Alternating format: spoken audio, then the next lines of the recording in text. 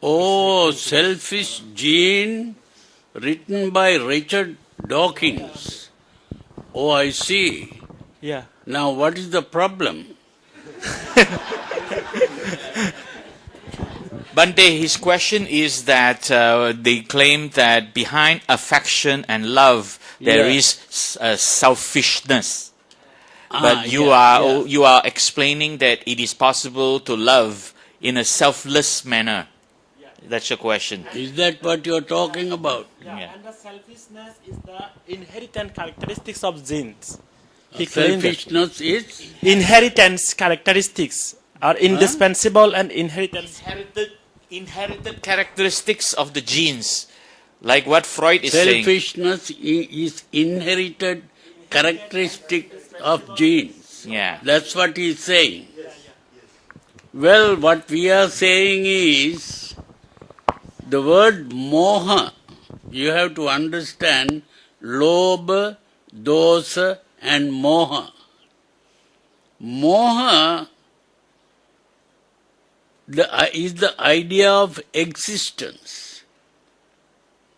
Existence are two kinds, objective and subjective. Objective existence is that we think that this table exists, this house exists, or various things exist outside. The world exists.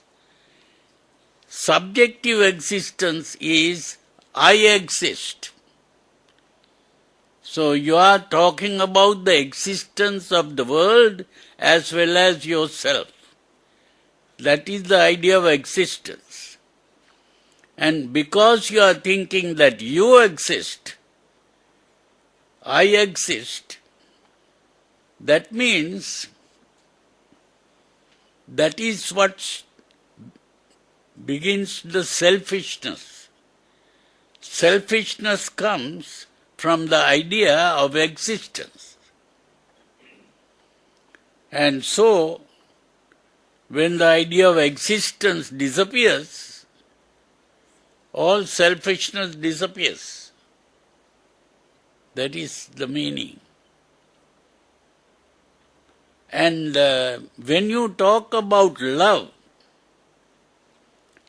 love can be understood as a relationship between yourself and another person. That means you exist, the other person exists, and you are in love. So that means this is based on the idea of existence. You understand? But what we call metta is different from that. Metta is not love in that way.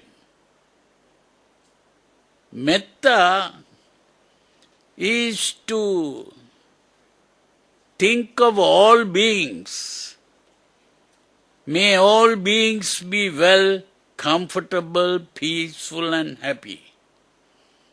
When you think of all beings, and you begin to think that others are as important as yourself,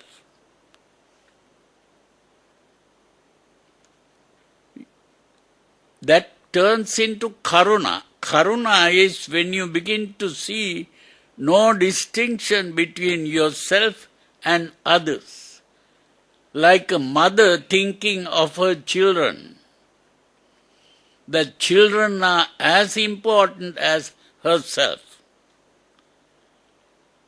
So, in the same way you think of all beings. May all beings be well, comfortable, peaceful and happy.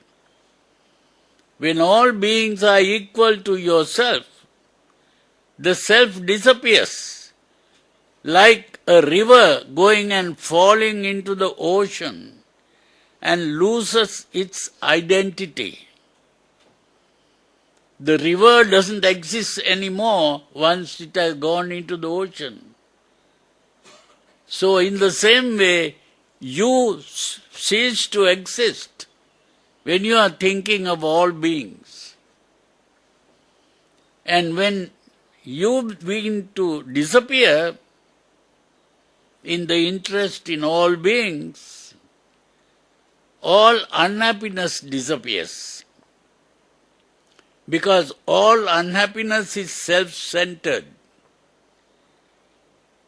And when all unhappiness disappears, you are happy. That happiness is the happiness of selflessness. That is what is called mudita. Mudita is the happiness of selflessness. But that happiness is not an emotion. It is not a disturbance of the mind. It's a peaceful, restful state of the mind. The mind is calm and tranquil. And that calmness and tranquility of mind will not be disturbed by the changing conditions of life. Gain and loss, fame and ill fame, praise and blame, pleasure and pain doesn't disturb that tranquility of mind. And that tranquility of mind leads to what is called apperception. That is upekka. Upekka is where you begin to become aware of the process of perception. What you perceive disappears when you see the process of perception. And the process of perception also is analyzed into 5 parts: Rupa, Vedana, Sanya, Sankhara, Vijnana. When that is understood properly, you begin to understand what is called the Paticca Samuppada. And when you have understood Paticca Samuppada, you have understood that the whole world that you are thinking about, and even yourself, is a delusion. So there is no existence of a subject or an object. The idea of existence itself is what is creating what is called birth, old age, death, and all the sufferings of the world. So when you have understood that, all suffering comes to an end. So this is very different from what this man is talking about in that.